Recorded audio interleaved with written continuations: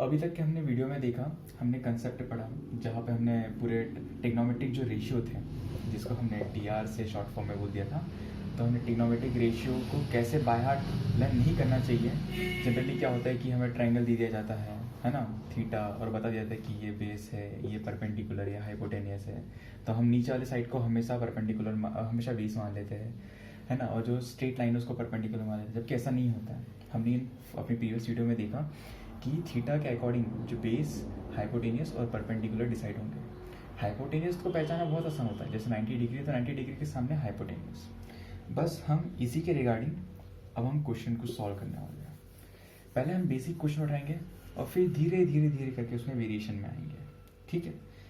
तो ये है हमारे पास एक राइट एंगल ट्रायंगल जिसका नाम है ABC, और एंगल B जो है वो मेरा 90 डिग्री है। 90 डिग्री इसका मतलब मेरा राइट एंगल ट्रायंगल है, ठीक है।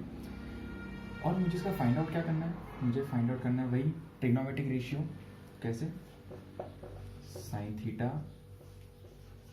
Cos theta and tan theta, ठीक है। अब हमें पता है कि ट्रिग्नोमेट्रिक रेशियो और कॉस जो रेशियो है उनको पहचानने से पहले हमें क्या करना पड़ता है, हमें इसका नामकरण करने होंगे, है ना। तो इसमें से बेस कौन सा है, हाइपोटेनियस कौन सा है और परपेंडिकुलर कौन सा है, ठीक है। तो हमने बताया था कि देखो पहले सबसे पहले हाइपोटेनियस को पहचानो, क्योंकि हाइपोटेनियस को पहचानना बहुत आसान होता है। कैसे? 90 डिग्री के सामने वाली साइड रहती है, इसका मतलब ये हाइपोटेनियस है, बिल्कुल। और हमने देखा था कि थीटा हमेशा हाइपोटेनियस और बेस के बीच में लाई करना चाहिए, तो इसका मतलब ये एक साइड तो हमें पता चल गई कि ये हाइपोटेनियस है, तो इसका मतलब जो दूसरी वाली साइड होंगी वो मेरी बेस है, और जो दूसरी वाली वो होगी मेरी परपेंडिकुलर। तो फॉर एग्जांपल अब हम क्वेश्चन के लिए लेते हैं कि जो मेरी बेस की वैल्यू है 4, परपेंडिकुलर की वैल्यू है 5 और हाइपोटेनियस की वैल्यू है हमारी सॉरी एक काम कर लेते हैं, हम परपेंडिकुलर को 3 ले लेते हैं, ठीक है। परपेंडिकुलर को मैंने ले लिया 3 और हाइपोटेनियस को ले लिया मैंने 5, ठीक है। तो हमने पढ़ा था कि साइन थीटा क्या होता है, परपेंडिकुलर अपॉन हाइपोटेनियस। तो परपेंडिकुलर क्या है, 3 है और हाइपोटेनियस 5 है। इसका मतलब मैं लिख भी देता हूँ formula, perpendicular upon hypotenuse. Perpendicular क्या है मेरा 3, हाइपोटेनियस क्या है मेरा 5।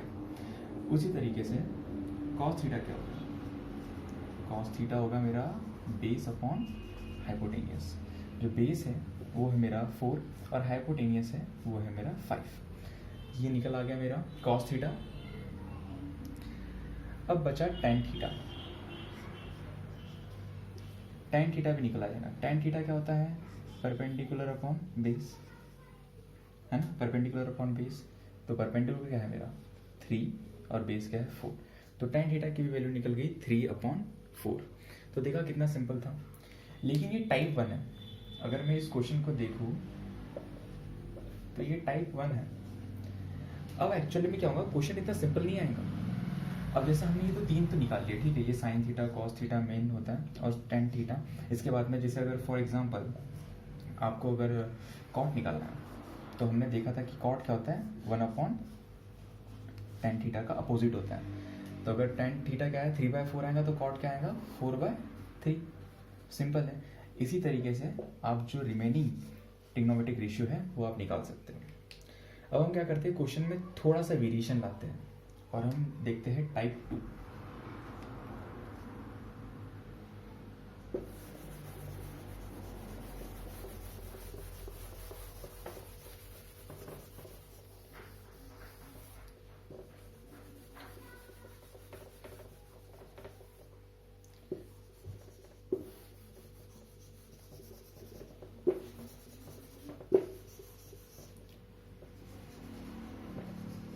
ठीक है, अब हम आते हैं क्वेश्चन नंबर 2 पे, टाइप 2, ठीक है। पहले क्वेश्चन में हमने देखा था कि हमको ट्रायंगल्स की तीनों साइड्स गिवन थी, लेकिन अब जो क्वेश्चन आ रहा है उसमें क्या है, सपोज ए बी की वैल्यू है मेरी 6, बी सी की वैल्यू है मेरी 8, और अब आपको बोला है कि आपको निकालना है sine theta, cos theta, tan theta. तो sine theta, cos theta, tan theta को निकालने के लिए हमें ट्रायंगल की तीनों साइड्स पता होना बहुत ज़्यादा ज़रूरी है। लेकिन यहाँ पे तो हमें सिर्फ 2 साइड्स पता है, तो हमने प्रीवियस वीडियो में देखा था कि राइट एंगल ट्रायंगल की बहुत ही फेमस प्रॉपर्टी होती है जो कि आप पढ़ते आ रहे हो, जिसे कहते हैं हम पाइथागोरस प्रॉपर्टी। तो पहले आप क्या करेंगे, ट्रायंगल्स की पूरी साइड्स निकालेंगे। किसकी मदद से? पाइथागोरस की मदद से। तो बिल्कुल सही, पाइथागोरस के लिए क्या बोलेगा, उसकी जो एडजेसेंट साइड्स है उनका square is equal to hypotenuse का स्क्वायर। तो हाइपोटेनियस हमको निकालनी है, तो इसे मैं h लिख लेता हूँ, है ना, इसे h से मैं डिनोट कर रहा हूँ। तो मेरे जो फॉर्मूला बनेगा वो बनेगा h square is equal to A B का स्क्वायर प्लस बी सी का square. Okay, so h square की जो वैल्यू होगी क्या होगी, 6 स्क्वायर प्लस 8 स्क्वायर। तो जब आप उसको निकालेंगे तो आपको हाइपोटेनियस जो मिलेगा वो आपको 10 मिलेगा। इसका मतलब हाइपोटेनियस की वैल्यू क्या है, 10 है। बहुत बढ़िया। अब क्या है, अब आपने क्या है निकाल लिया है सारे ट्रायंगल्स के साइड्स। अब आपके लिए ट्रिग्नोमेट्रिक रेशियो निकालना बहुत आसान है। इस तरीके से साइन थीटा, अब थीटा ये है, ठीक है। नहीं, इस बार हम क्या करते हैं, क्वेश्चन को थोड़ा सा और टिपिकल बनाते हैं। हम ये थीटा नहीं लेंगे, हम थीटा लेंगे ये वाला, ठीक है। इस क्वेश्चन में ये वाला थीटा। तो इस हिसाब से पहले हमने बोला था, अब हमें पता था हाइपोटेनियस क्या है, हाइपोटेनियस ये है, क्यों, क्योंकि 90 डिग्री के सामने है। अब हमें पता है कि थीटा जो है वो हाइपोटेनियस और बेस के बीच में लाई करता है। तो एक साइड तो हाइपोटेनियस होगी, इसका मतलब रिमेनिंग साइड क्या होगी, अब ये बेस बन गई है और ये क्या बन गई है, परपेंडिकुलर। समझ रहे, देखो पहले थीटा यहाँ पे था तो बेस यहाँ पे बन गई, अब थीटा यहाँ चलेगा तो बेस इसके साथ में। इसका मतलब थीटा जहाँ भी जाएगा बेस उसके साथ साथ में आएगा, ये हम ऐसा याद रख सकते हैं, ठीक है। तो अब साइन थीटा क्या है, साइन थीटा तो हमेशा परपेंडिकुलर अपॉन हाइपोटेनियस होता है, लेकिन अब परपेंडिकुलर की वैल्यू क्या है, 6 है और हाइपोटेनियस की वैल्यू है 10, तो 6/10 आ गया। उसी तरीके से कॉस थीटा, कॉस थीटा की वैल्यू क्या होगी, कॉस थीटा की जो वैल्यू होगी इस बार बेस अपॉन हाइपोटेनियस, और बेस है इस बार मेरा 8 अपॉन और हाइपोटेनियस है 10। उसी तरीके से हम निकाल लेंगे क्या, टेन थीटा। टेन थीटा क्या होगा, टेन थीटा होगा perpendicular upon base, perpendicular upon base. लिख लो फटाफट भाई, परपेंडिकुलर की वैल्यू 6/8, ये आ गया हमारा टेन थीटा। और फिर वही सेम, और आपको रिमेनिंग ट्रिग्नोमेट्रिक रेशियो निकालना है। तो भाई अब जितने भी जो बचे हमारे ट्रिग्नोमेट्रिक रेशियो है वो इन सब के अपोजिट है। जैसे टेन थीटा, अगर कॉट थीटा निकालना है, कॉट थीटा तो वो क्या है 1/tan थीटा, ठीक है। अपोजिट कर दो तो क्या हो जाएगा 8/6। उसी तरीके से और भी जो कोसेक है और सेक है हम उसे निकाल सकते हैं, ठीक है। ये क्वेश्चन हमारा क्वेश्चन नंबर टाइप 2 था। अब हम आते हैं क्वेश्चन नंबर टाइप 3 में आते हैं, ठीक है। अब हम टाइप 3 देखते हैं कि किस टाइप से और वेरिएशन आ सकते हैं, ठीक है। तो मैं इसे मिटा देता हूँ।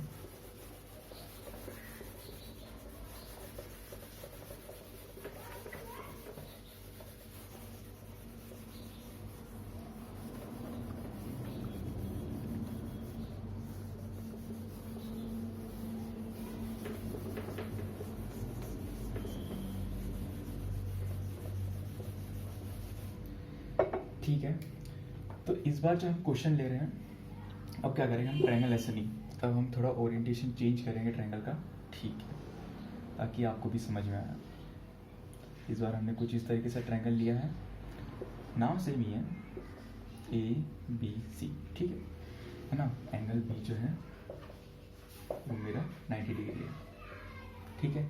लेकिन इस बार हुआ क्या है, इस बार हमने कोई वैल्यू ले ली है x, मतलब ये जो AB है ये क्या है, x है। उसी तरीके से जो BC है वो भी क्या है, x है, और ये हमें AC नहीं गिवन है। अब भैया बोला है इन्होंने, ये जो हमारा थीटा है, मतलब जो थीटा है, जो एंगल A है, मतलब उसको थीटा से रिप्रेजेंट कर रहे हैं। तो बताइए कि भैया tan थीटा या फिर tan A की वैल्यू क्या होगी। बहुत बढ़िया। अब सबसे पहले तो हमारा अगर हमको राइट एंगल ट्रायंगल दिया है तो हमें तीनों साइड्स पता होनी चाहिए, लेकिन जब हम फिगर में देख रहे हैं तो हमें तीनों साइड्स पता है क्या, बिल्कुल भी नहीं पता है। देखो AC जो है हमारी अननोन है, लेकिन राइट एंगल ट्रायंगल है तो भैया हमारा पाइथागोरस जिंदाबाद। तो हम क्या निकालेंगे, AC। तो हम डायरेक्टली फॉर्मूला अप्लाई कर देंगे, AC² is equal to AB² plus BC square. अब तक तो आपको समझ गया होगा AC जो है वो मेरा हाइपोटेनियस है, क्यों? क्योंकि 90 डिग्री के सामने लाई कर रहा है, तो इसे मैं H से डिनोट कर देता हूँ। ठीक, H square is equal to X square plus X square. तो H मेरा जो फाइनल आंसर आएगा वो आ जाएगा x√2। बिल्कुल क्लियर। तो हम यहाँ लिख देते हैं, ये क्या हो गया मेरा x√2। अब मेन बात है कि बच्चे घबरा जाते हैं, उनको लगता है कि यार ये जो x है ना ये दिक्कत करेगा, बट मुझे समझ नहीं आता कि क्यों दिक्कत करेगा। देखो सारे आपकी जो तीनों साइड्स है वो x के फॉर्म में निकली हुई है, और tan थीटा या फिर जितने भी सारी जो ट्रिग्नोमेट्रिक रेशियो होती है वो हमेशा रेशियो में निकलती है। तो जब आप दो साइड्स का रेशियो निकालोगे तो क्या होगा, x और x कॉमन रहेंगे तो कैंसिल हो जाएगा, तो आपके पास एक पर्टिकुलर वैल्यू बच जाएगी। इसलिए कभी भी क्वेश्चन को देख के घबराइए मत, पहले देखिए तीनों साइड्स है कि नहीं है, तो पाइथागोरस अप्लाई करिए, तुरंत निकल जाएंगी, है ना। बस आपको स्क्वायर करना है और ऐड करना है और फिर रूट निकालना है। ठीक है, अब हम निकालना है tan थीटा। ठीक है, अब tan थीटा जो होता है मेरा होता है परपेंडिकुलर अपॉन बेस। बहुत बढ़िया भैया, लेकिन अब कौन सा परपेंडिकुलर कौन सा बेस? तो भैया हम चलते हैं कंसेप्ट पे। हमें पता है कि हाइपोटेनियस ही है, अब हमें निकालना है बेस और परपेंडिकुलर। हमने सीखा है कि भैया थीटा जो है हमेशा हाइपोटेनियस और बेस के बीच में लाई करता है। हाइपोटेनियस हमें पता है कि ये वाली साइड है, तो हमारा बेस कौन सा होगा? डेफिनेटली ये जो हमारी AB साइड है वो मेरी बेस है। क्या है? मेरी बेस है। और जो मेरी BC है, अब भाई जब ये हाइपोटेनियस है ये बेस है तो इससे परपेंडिकुलर होना चाहिए। समझ गए? हाँ ठीक है, बहुत बढ़िया भैया। तो मैं लिख देता हूँ कि यहाँ पे जो मेरा परपेंडिकुलर है वो मेरा BC है, और जो मेरा बेस है वो क्या है? मेरा AB है। बहुत बढ़िया। अब यहाँ पे AB की वैल्यू पुट कर दो।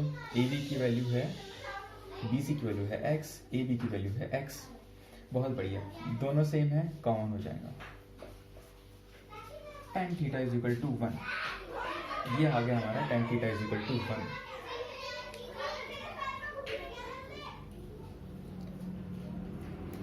अब वही अगर हमें निकालने बोल दिया होता, ये तो हो गई, चलो tan थीटा के हमने निकाल लिया। अब हमें निकालने बोला होता cos theta. For example cos theta अगर आपको पूछा होता तो क्या करते? cos theta is equal to, cos theta हमारा क्या होता है? Base upon hypotenuse. बेस की वैल्यू क्या है? x। हाइपोटेनियस की वैल्यू क्या है? x upon √2। x कैंसिल क्योंकि दोनों कॉमन है, तो cos थीटा की जो वैल्यू आ गई वो होगी 1 अपॉन √2। देखा कितना सिंपल था। बताओ अब ये x ने कहीं आपको दिक्कत करी क्या? बिल्कुल भी नहीं करी। तो इसलिए हमेशा पाइथागोरस जो है ना ऐसे मामले में मतलब बहुत ज़्यादा मतलब यूज़फुल होती है। आपको तीनों साइड्स आप निकाल लीजिए और उसको बस, क्योंकि रेशियो है ना, रेशियो में हमेशा ना वैल्यूज जो होती है ना वो बिल्कुल मतलब एग्जैक्ट नहीं मिलती है ना। रेशियो में जैसे देखा आपने है ना, x कैंसिल हो गया तो एक आपको रेशियो मिलता है, लास्ट में जो वैल्यू मिलती है एक रेशियो रहता है। ठीक है, उसमें कॉमन टर्म्स जो होती है कैंसिल हो जाती है, इसलिए आपको घबराना बिल्कुल भी नहीं है।